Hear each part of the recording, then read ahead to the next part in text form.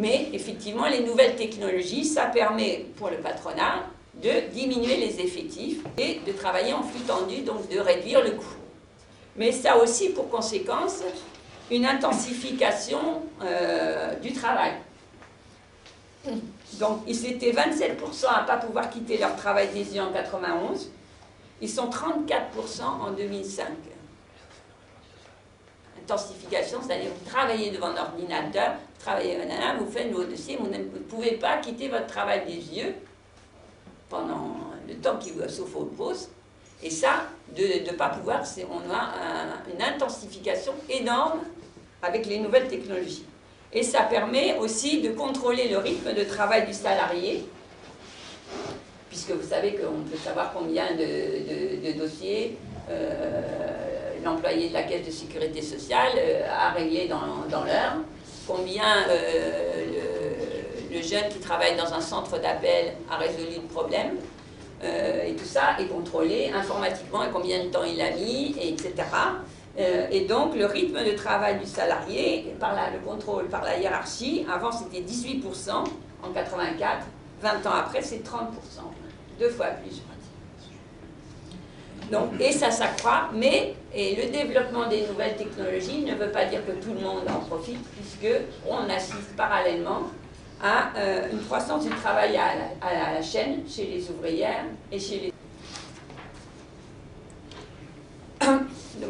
Donc, on a parlé du premier moyen pour accroître la productivité du travail, qui était l'introduction des nouvelles technologies. Le deuxième moyen, c'est une nouvelle organisation du travail qui prétend remettre en cause le taylorisme. Vous savez que le taylorisme, c'était l'organisation scientifique, entre guillemets, du travail, qui avait été mise en place par Taylor et qui consistait à diviser, à donner à chaque salarié une tâche bien précise et bien particulière, division du travail, et scientifique. On s'appropriait tout ce que faisait le salarié pour organiser son travail, on s'appropriait tout ce savoir du salarié, et on avait comment on appelle, un bureau des méthodes qui expliquait par des contraintes très strictes ce que chacun devait faire, les gestes. Bah, vous vous rappelez, Charlot, vous avez vu, c'est pas la peine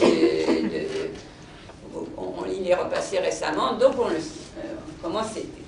Mais donc, comment la nouvelle organisation du travail, eh bien, elle sait qu'elle contre cette division scientifique du travail, en centrant l'organisation du travail sur la satisfaction du client et non sur le respect des consignes de travail. L'objectif, c'est, en principe, vous devez satisfaire le client. Ce n'est pas respecter des consignes de travail. Mais que ça soit dans une entreprise ou que ça soit un bureau de poste, ou voilà. C'est vraiment quelque chose qui s'est dans tous les types d'entreprises aujourd'hui.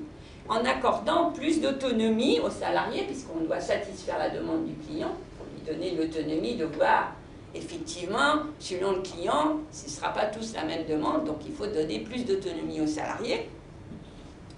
Et puis, on va réduire les échelons hiérarchiques, on va créer aussi dans les entreprises ce qu'on appelle des teamwork, en fait, c'est-à-dire des groupes de projets, qui seront plus autonomes, on ne sera pas dans une ligne hiérarchique, on aura au même niveau hiérarchique plusieurs groupes de projets qui vont travailler ensemble avec un seul responsable et pas toute une ligne hiérarchique.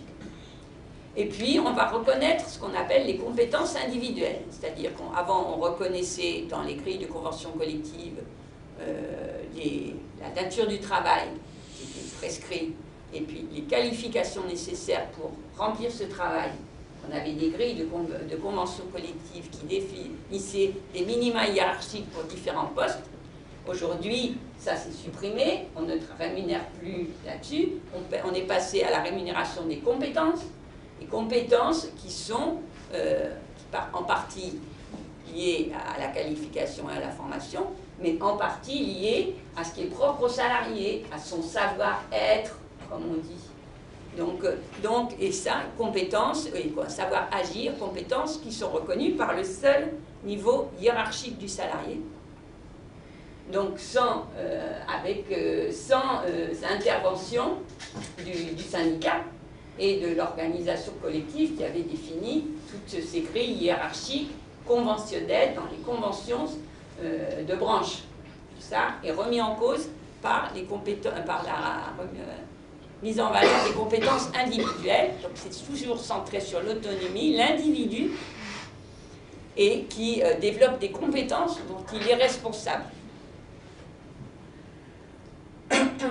Et puis en faisant de la polyvalence, donc on est d'autant plus compétent qu'on peut passer d'un poste à l'autre, parce que toujours la stratégie, c'est effectivement, et ça c'est dans toute l'Europe, hein, c'est Lisbonne, la stratégie de Lisbonne, c'est de faire la flexi-sécurité, c'est-à-dire que le salarié doit être flexible, il doit passer d'un métier à l'autre, d'une branche d'activité à l'autre, d'un emploi à l'autre, en lui assurant, soi-disant, une certaine sécurité par la formation continue et le développement de la formation tout au long de la vie.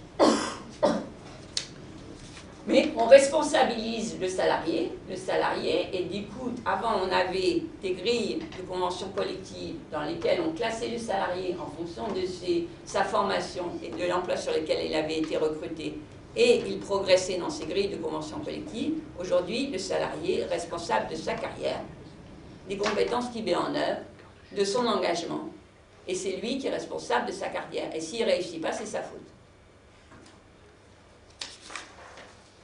Mais en fait, toute cette nouvelle organisation centrée sur l'individu, son autonomie, sa responsabilité, en fait, a ses inconvénients pour les salariés.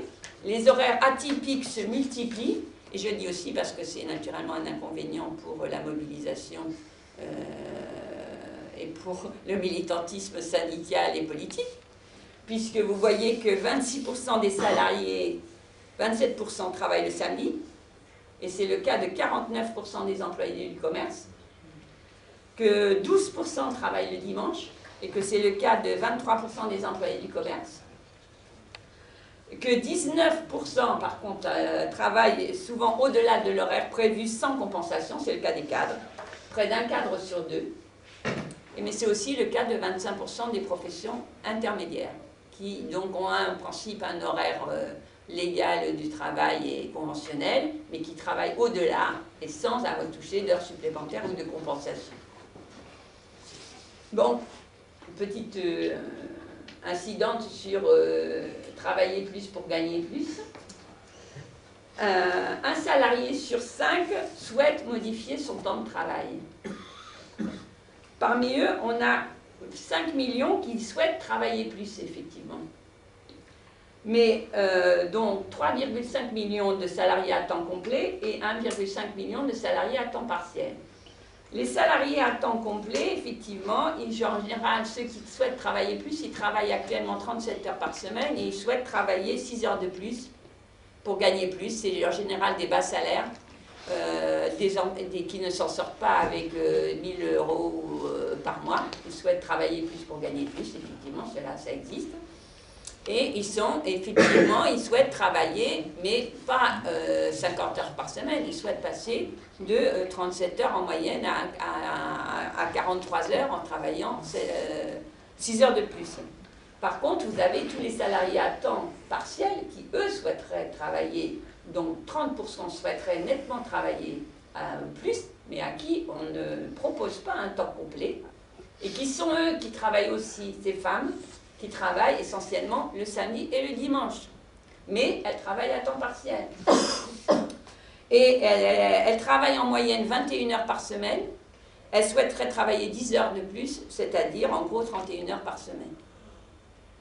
Et enfin, vous avez 500 000 salariés aujourd'hui, d'après les enquêtes, qui souhaitent travailler moins.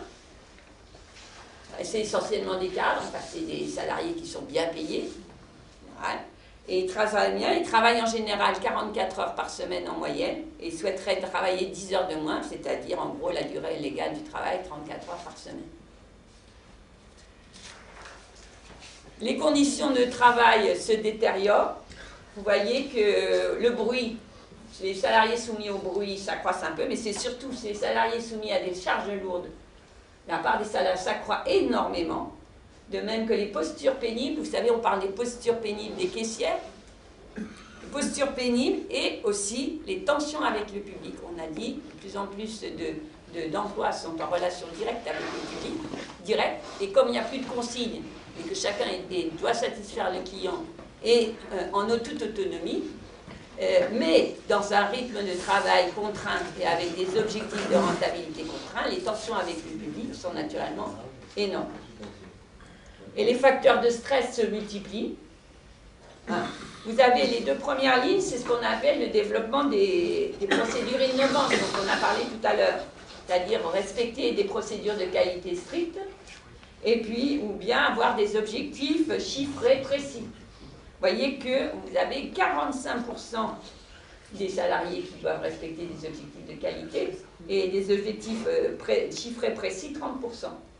Mais vous voyez que si vous passez vous voyez ce qui est écrit?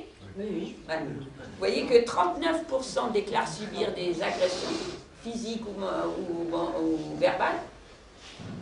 Ça se répartit à peu près moitié-moitié. 39% subissent des agressions et 47% n'ont pas de soutien de leur hiérarchie. Et le soutien et que plus d'un salarié sur 3 se plaint du manque de soutien de leurs collègues face à problèmes de stress, d'organisation du travail, etc. Donc l'autonomie, l'individualisation ont leurs conséquences. C'est-à-dire, effectivement, non seulement les stress, et on l'a vu, les suicides, etc., mais on a aussi, effectivement, la division des salariés marche à plein, et on a le manque de soutien des collègues qui marchent à plein, et la distinction, par contre, entre ceux qui décident et ceux qui exécutent, qui est le B à bas du taylorisme, en sort renforcée. Puisque la satisfaction des attentes du client, naturellement, ne doit pas aller à l'encontre des objectifs de rentabilité. Vous savez que je ne sais plus si vous avez vu les films sur le travail qui sont passés à la télévision, là, les reportages sur le travail. Mais les jeunes qui sont dans les centres d'appel, à la fois, ils ont des consignes strictes, mais en même temps, d'abord, ils ont des consignes strictes, bonjour monsieur, je m'appelle Zéan, etc. Bon, pour pas qu'on sache qu'ils sont à Bombay alors qu'on croit qu'ils sont en France. Ensuite, ils doivent, dans le même temps, ils doivent satisfaire le client, si possible. Et en même temps, il ne faut pas qu'ils passent plus de 3 minutes de 26 secondes en moyenne par appel. Voilà. Donc vous voyez que vous avez ces contraintes d'autonomie, de réponse aux attentes qui sont contrées, de satisfaction, de répondre, de satisfaire, de faire un travail bien fait, qui sont contrées par des objectifs de rentabilité. L'autonomie, elle est contrée par des objectifs fixés au plus haut niveau de la hiérarchie. Et ça, ce n'est pas le salarié qui fixe, ou des groupes de salariés qui fixent de combien ils se proposent de faire comme travail dans la semaine. C'est effectivement au plus haut niveau que les objectifs d'organisation, de chiffret et de rentabilité du travail ne sont pas discutés avec les syndicats, ne sont pas discutés avec les salariés, et ne sont même pas discutés avec la hiérarchie intermédiaire, mais sont discutés au plus haut niveau. Ensuite, la reconnaissance des compétences dont on a vu pour l'individualisation des salaires, elle passe par des procédures d'évaluation des salariés, qui, on l'a dit, dont ni le salarié ni les représentants syndicaux ne sont partie prenante. D'où une individualisation des hausses de salaire, mais tout ça dans le cadre d'une réduction de la masse salariale. Donc, chacun pense qu'on va pouvoir obtenir, si on travaille bien, en reconnaissance de sa compétence individuelle, on va pouvoir accroître son salaire, mais comme de toute façon, le cadre intermédiaire, il a comme consigne que l'augmentation moyenne de son équipe ne doit pas dépasser 0,5%, donc voilà, il faudra que la moyenne arrive à 0,5%.